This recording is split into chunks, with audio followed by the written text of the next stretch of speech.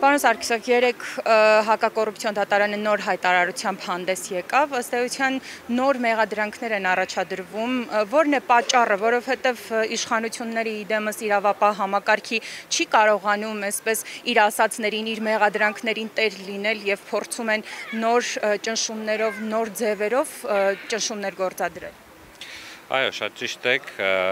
արդեն քանի որ գործը մեծ հնչեղություն է ստացել եւ ոչ միայն Հայաստանում, այլ նաեւ արտասահմանում եւ տարբեր միջազգային ատյաններում եւ շատերն են հետեւում, կարծես թե բոլորի համար պարզ է դարձել, որ շինծու մեղադրանքներով որևիցե կապ չունեցող Սամվել Կարապետյանի գործունեությանը իր անձի փորձում են նրան պահել մեկուսացված կալանքի որոշումներ են նոր առաջ քաշում, փորձում են իրան մեկուսացնել, բայց բոլոր գործերը հերթով քանդվում են, բոլորս հիշում ենք, թե ինչից էր այս ամեն ինչը սկսել, ընդամենը մեր ձևով արտահայտության համար Սամվել Կարապետյանը կալանավորվեց եւ մինչ օրս ավելի քան 120 օր կարծես գտնվում է ԱԱԾ-ի մեկուսարանում եւ բնականաբար հանրության կողմից այսպես արդարության եւ արդարադատության մասին պատկերացումները շատ պարզ են եւ այդ իսկ պատճառով պետությունը փորձում է նոր եւ նոր որևիցե կրկնում եմ էլի որևիցե կապ չունեցող արգումենտներ բերել, փաստեր գտնել, որոնք իրականության հետ որևիցե աղերս չունեն։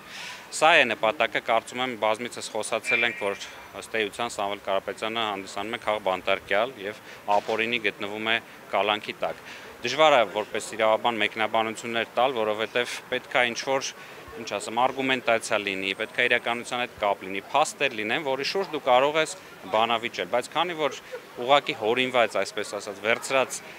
հանգամանքներն նույնիսկ մեկնաբանումը դժվարանում եմ անել։ Այս նոր հանգամանքները կարող ենք պայմանավորել նրանով, որ դուք հիմա փորձում եք, ուզում եք մտնել քաղաքականություն, ընտրություններին մասնակցելու հայտ եք ներկայացրել եւ ըստ էության իշխանությունները զգուշանում են ձեր ուժից։ Անշուշտ, այս ամենը վկայում է հենց այդ վախերի մասին, որոնք որ մեր գործող իշխանությունները, այս փոքրիկ խմբակի ներկայացուցիչները ունեն եւ ամեն կերպ փորձում են ճնշումներ գործադրել եւ թե անձի նկատմամբ, եւ թե իր ծավալած գործունեության եւ կառույցների նկատմամբ, սակայն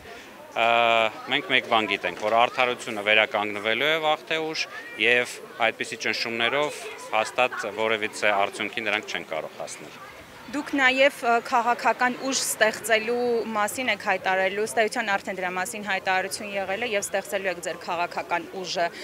կանխատեսում եք, ենթադրում եք, որ այնուամենայնիվ իշխանությունը թեկուզ հենց գրանցման մասով փորձելու է խոչընդոտել։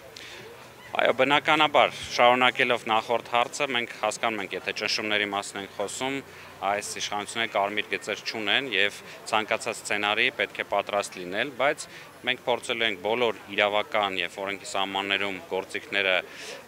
օգտագործել, գործադրել, որպեսզի մենք էլ մեր նպատակներին հասնենք, ինչպես որ հայտարարվել էր։ Պայքարելու ենք, որպեսզի վերջնական արդյունքի հասնենք։ Եվ եւս մեկ հարց, փորձագետները, քաղտեխնոլոգներ, քաղաքագետներ ասում են, որ այս իշխանությունները ամեն ինչ անելու են, որպեսզի իշխանության մնան,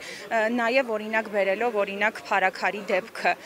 Կխնդրեմ ասեք, այսպիսի պայմաններով դուք որպես ընդդիմադիր քաղաքական ուժ ձեր պայքարը ինչպես եք պատկերացնում։ Տեսեք, մեր սահմանադրությունը նախատեսում է միայն մեկ ձև իշխանությունների փոփոխության օրենքի սահմանում, դա ազատ անկախ ընտրություններն են։ Եվ մենք պատրաստվում ենք այդ ընտրություններին մասնակցելով իրականացնել այդ իշխանափոխությունը։ Թե ինչ մեթոդներով են մեր դեմ պայքարելու, բնականաբար ականատես ենք եւ այս պահին լինում եւ կանխատեսումներ ունենք, բոլոր սցենարներին պատրաստ ենք, բոլոր միջոցներով էլ հակազդելու ենք, բայց կրկնում եմ, միայն մեկ ձև կա, դա ազատ անկախ ընտրություններն են։